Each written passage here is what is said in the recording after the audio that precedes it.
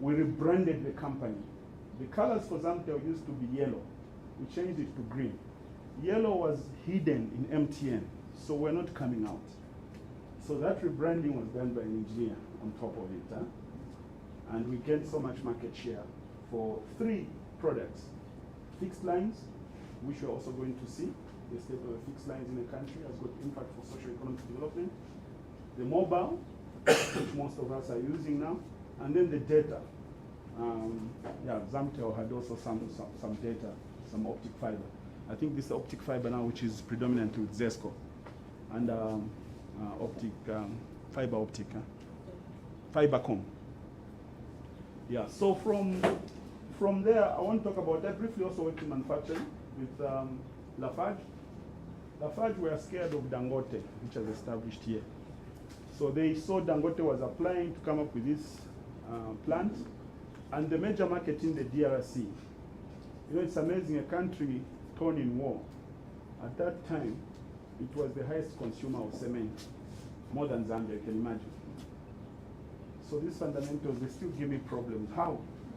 In the Congo, when you're selling cement, because I was in charge of that market in the Congo, you take a container of cement. I was seated there in Lubumbashi.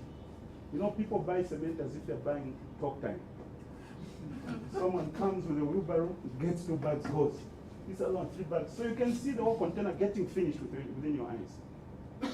So it tells you about how the economy is growing as well. Here in Zambia, most of the cement obviously goes for cementation underground, some bridge construction, but how often do we do bridge construction? The domestic market has been growing. Almost everybody's building a lodge or a house. But so Lafarge had hunted me for that job, for regional manager sales, because they were scared of Dangote coming out to get their market share. So, and I think those things have happened. I don't know the figures right now, but I didn't stay long for at Lafarge. The RDA came running for me. The RDA got me. I'm not a civil engineer, I'm a mechanical engineer, remember? Government had a project. They said, our roads are so poor, okay? We've got a deficit for road maintenance of around about $350 million per annum. That is huge. The roads were dilapidating every day. The Treasury had no capacity to fund road maintenance. And in roads, there's a certain beautiful curve. I don't have it here. If you do not invest in road maintenance, okay, your roads are going to dilapidate to such a point that you're going to need what is known as road rehabilitation. And the cost for road rehabilitation compared with maintenance is 10 times more. Okay? So you need to do maintenance, periodic maintenance, scheduled maintenance, to prolong the life of the road. So government was not able to do that, so they said, how do we do it? Can we introduce what is known as tolling? So I was recruited specifically to establish that function in RDA. Because I'm an engineer and I know something about selling the product. I went in there just as one person with a desk. And I recall just working for one day, my boss came and told me that we are required at State House to go and present something about road tolling. I've been here for 2 days, I haven't done anything, I haven't recruited my team. I said, no, by then, remember, we were reporting at State House. So we went to State House. They said, you have to come very early, around 06. So we went at 06. Stayed there, we understand there was ZRA in the meeting. They called us this early, ZRA, so what time did ZRA come in? 05 or 02? So we stayed there, waiting. ZRA took 5 hours in there. What kind of meeting is that? So we had breakfast there, even lunch, waiting for ZRA to finish the meeting with the president. So then later on, the ZRA guys came out. And we are told, these guys have come out, 2 of them have been fired. And I've just resigned the job there. I was told, come here and establish tolling, and I'm called here to do tolling. So we went in there, we walked in. I was doing the projector to do the presentation and put up a number of slides. And the president we had then, he was very dramatic. So what he was doing was, he was whispering, but making sure that you are hearing what he's whispering. So then he was telling the Minister of Finance then, I think Nadi Mufianya. So now, you know, we were interested. Nadi Mufianya, what mistake did you do? Nadi Mufianya. Then the Minister of Finance asked, what mistake did you do? He said, the person I fired, I fired the wrong person. Why? I should have fired these guys who have just entered.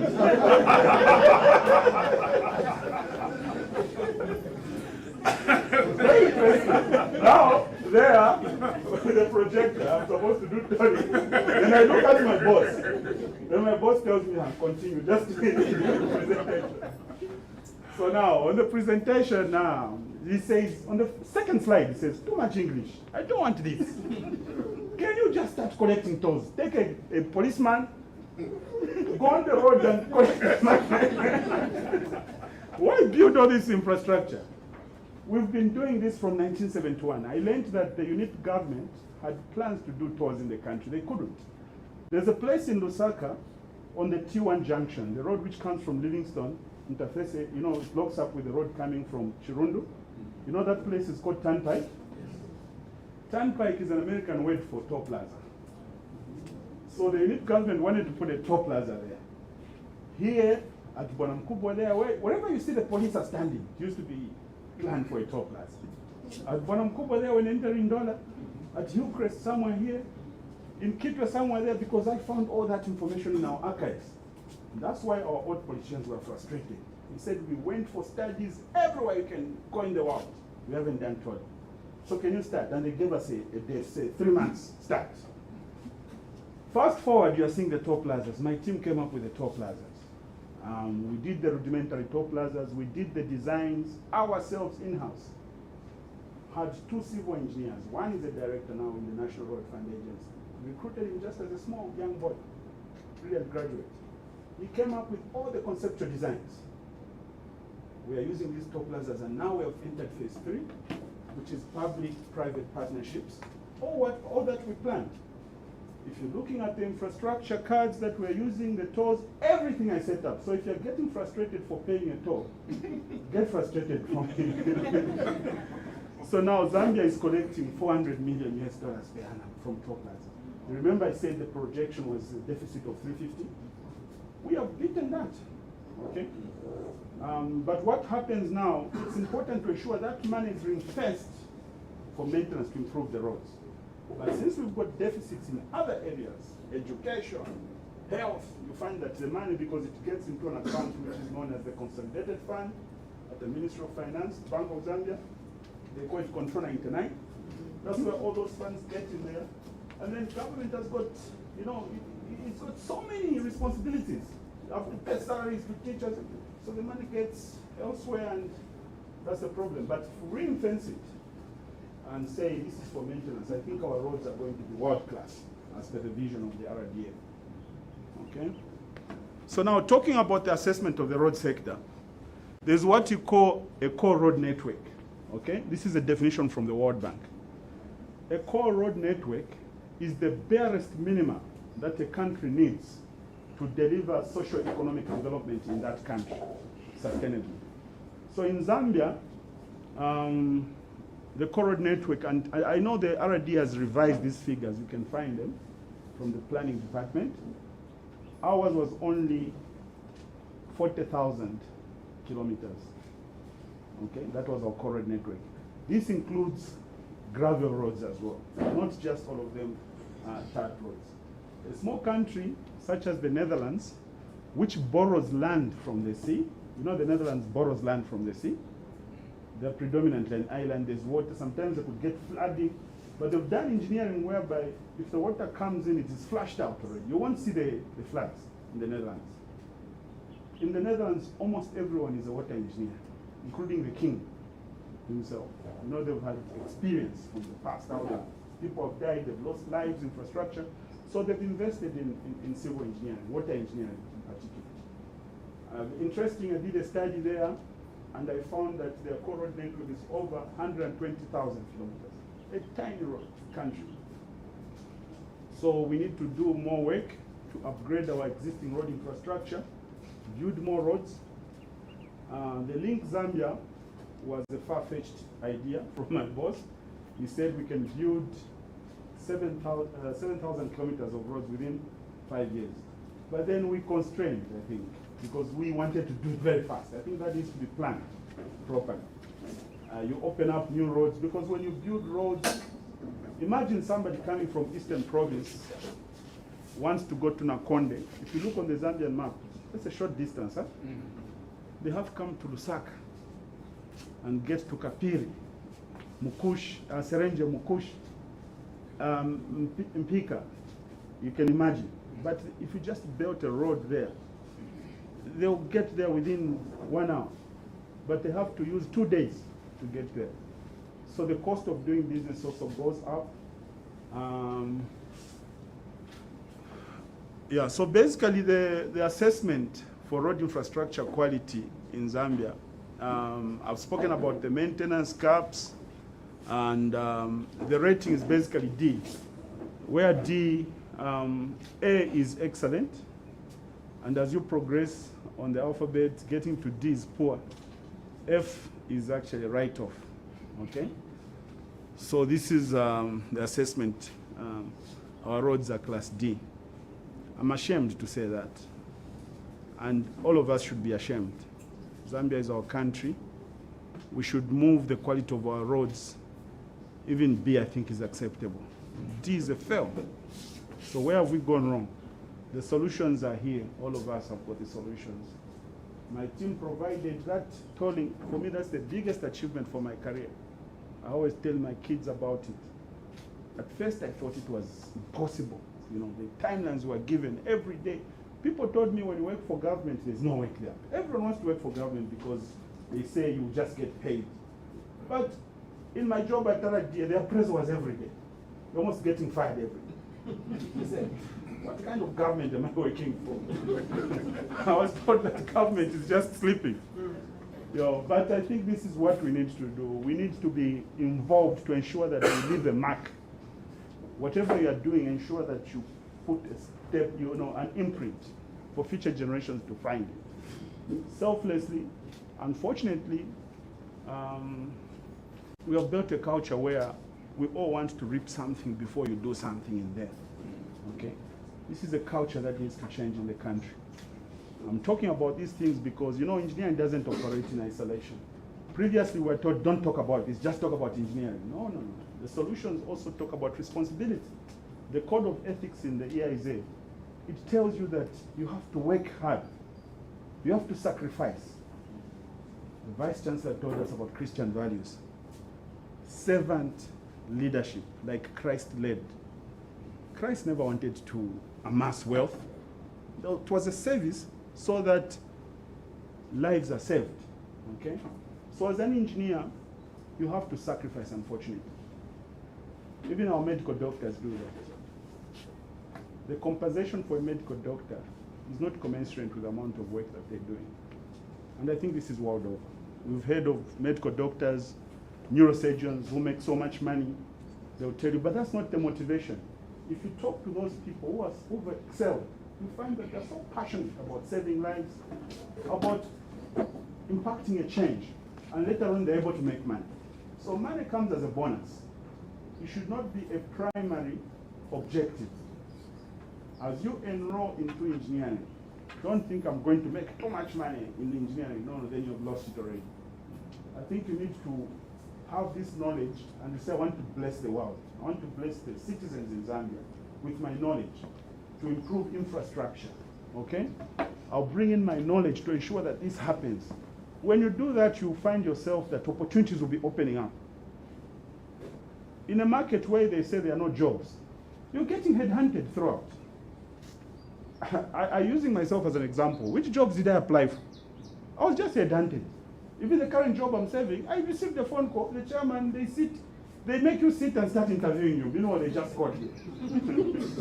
But you know, I've got a lot of colleagues who are telling me they want jobs. They want jobs. How come everybody's calling me and they're interviewing me? There's a commitment that, you know, you become a brand. Everybody should be able to say he likes results first. Okay, he's put himself to deliver the objectives. You become passionate delivering that. And eventually, since it's a small market, everybody starts talking about you. Yeah. But if you are looking just at getting paid something, then you're going to be in another ball where there are so many people with that kind of objective. Yeah, I think I talk about that as well.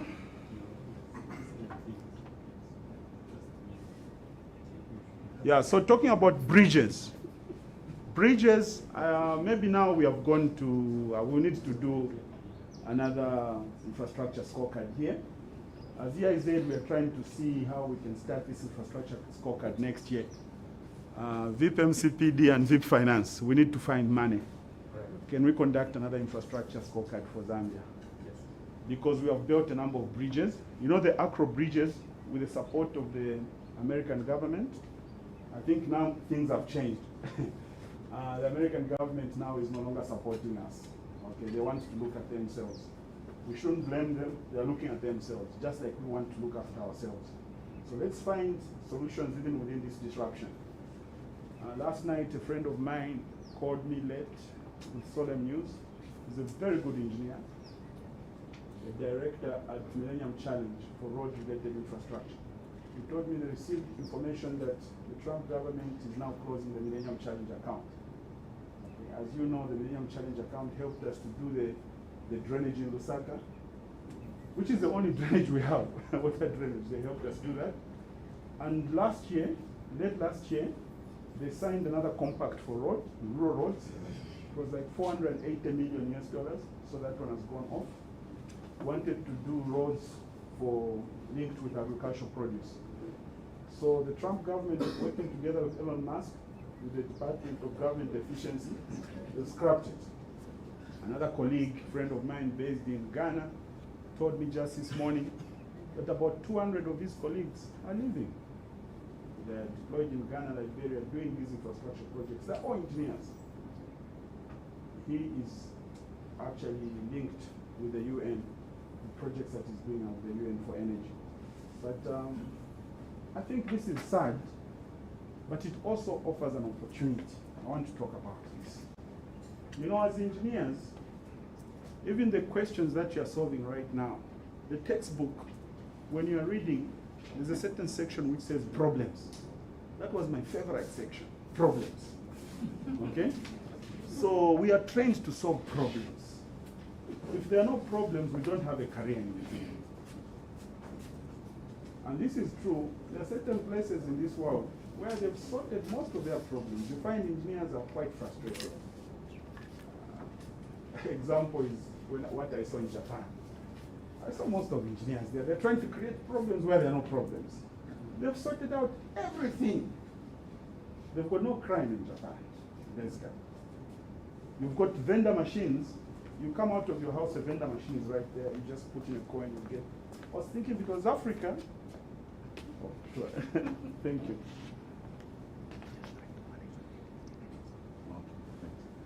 Yeah. If it was in Africa, people would sabotage those and get drinks. But they've got the solution. I think they've sorted out everything, most of them. And you know, when you tell them about the problems we have here, traffic congestion, you know, they get interested. They want to come and do a PhD in Zambia, for instance, a case study, so that they can, you know. So we've got everything. The problems is a blessing. It's an opportunity. I just wanted to say that, especially for us engineers.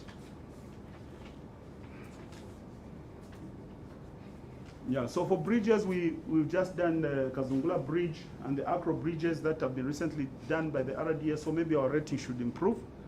But the older bridges like Luangwa Bridge, we also need to do a survey there, okay?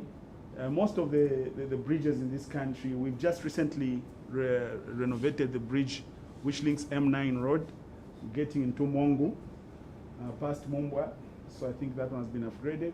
The Tuta Bridge, when is the last time, the one in Luapula province, when we last did maintenance there? So that's a lot of work. Water supply and sanitation and solid waste. This one is divided into 4, the way it's written there. It continues to be a problem, urban water supply. And the assessment for this subsector is a grade D, meaning that the performance and quality of the infrastructure category was poor. it could be poor again. There are so many challenges in the water sector. When you talk with our engineers who are running the water utilities, the problem with water is that water is life. So you cannot build a commercial study for water. You cannot impose tariffs on water which are commercial. Most people won't afford the water again. So you come up with water so that everybody's got clean water. Now, in providing that infrastructure, treating the water at a huge cost and paying for electricity with the tariffs higher, so they are all making losses. Actually, all our water utilities are in the red. If there's one breaking even, then they are very lucky. Unfortunately, most of the money in the water sector either comes from the German government support or from JICA. So we need to come up with funds like we've done in the road sector, specifically for the water infrastructure, including the sanitation. The sanitation is actually much worse, as you are going to see.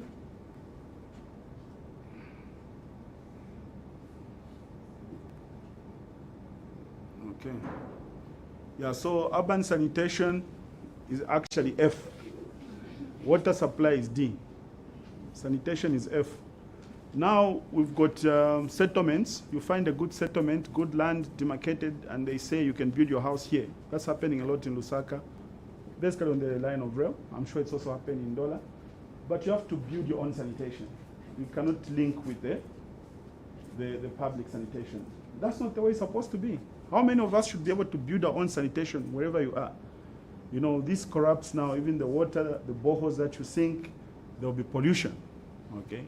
If you've got floods, it's happening a lot in Lusaka, it carries effluent from one location where you're dumping it gets into the other drinking water.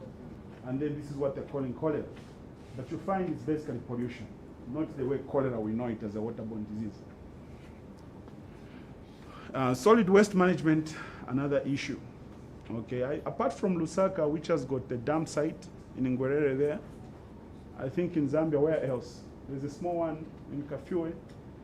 Here in Ndola, do we have a dump site here? Where is it? Mushiri Road. They are dumping there. But it needs to be properly treated.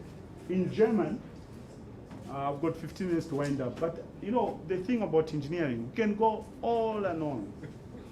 In German, I'm sure you've seen some trucks which are written MAN, M-A-N. M-A-N stands for Munich, Augsburg, and Nuremberg. These are the three biggest towns in München, in Bayern, okay? Munich, which is Bayern, you know, the football team.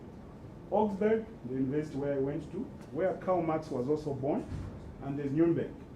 The way these three towns provide electricity there, they actually use the waste from households. You know, first of all, it starts with every house outside has got, you have to separate the refuse. There's recyclable, you put these bottles, see here, you cannot mix.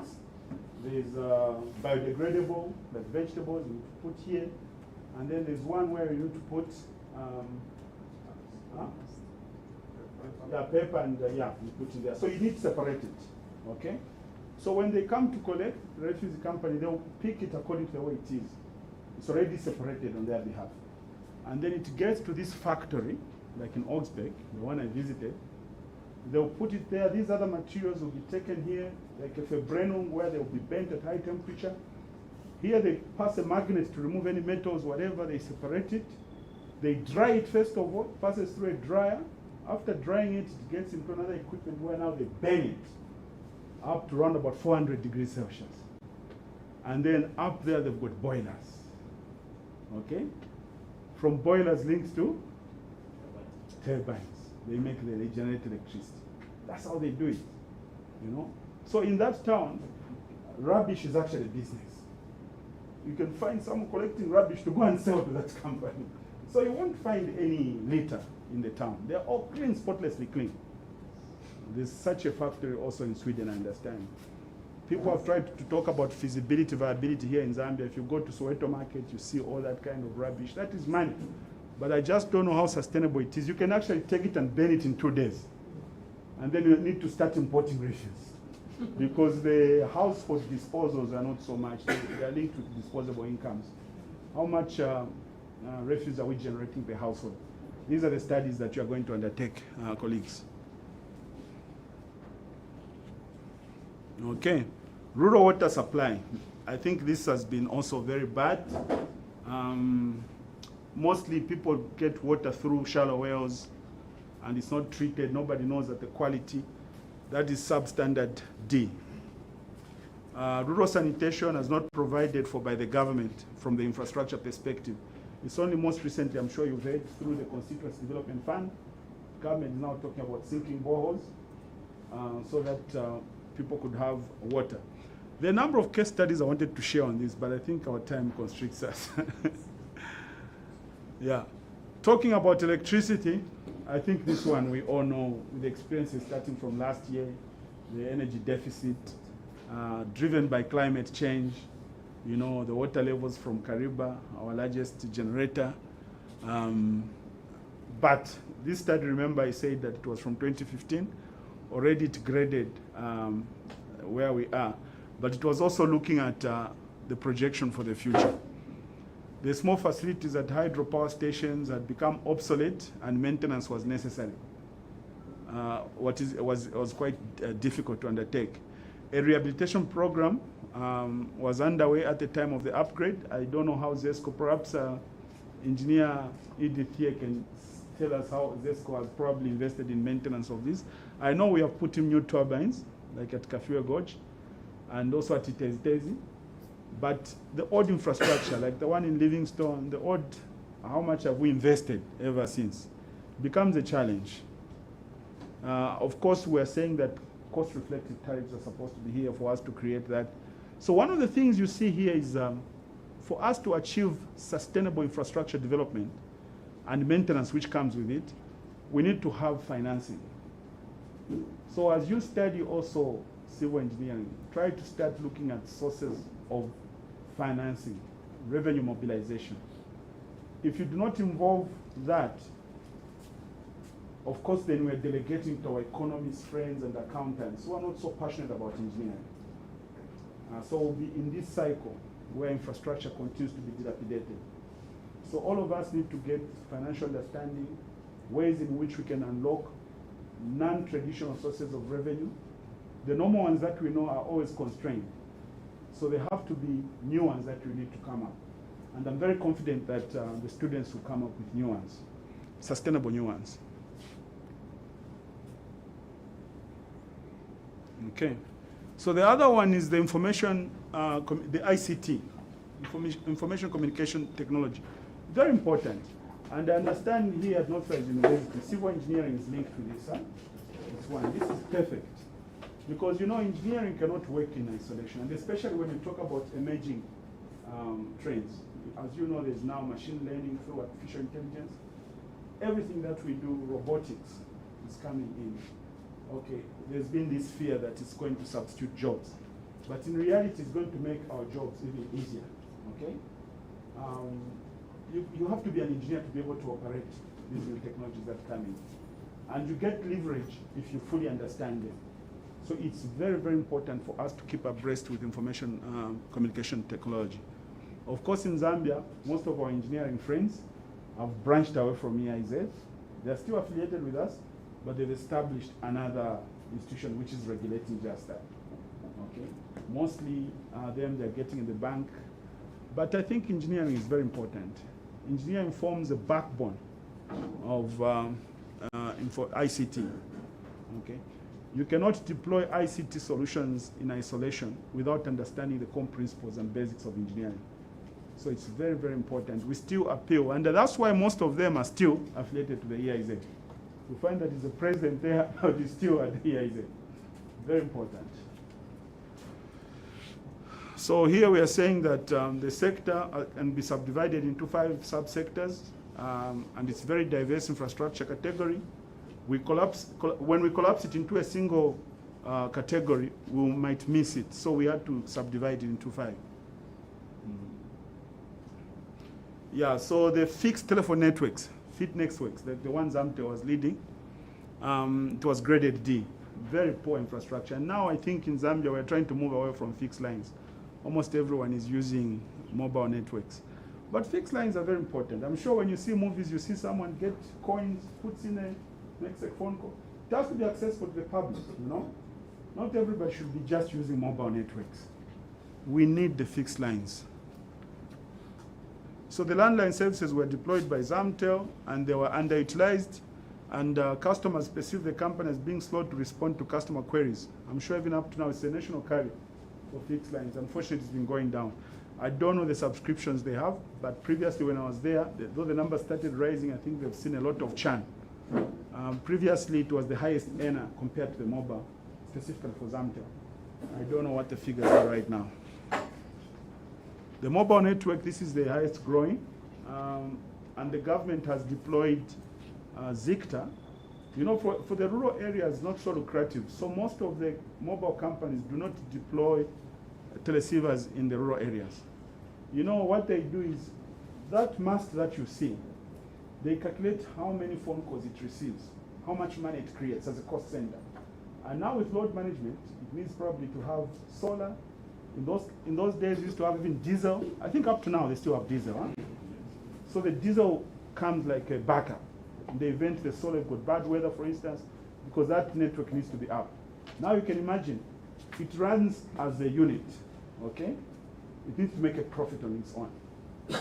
So the phone calls that it's receiving, the ones that it's terminating, you hedge them against those costs centers.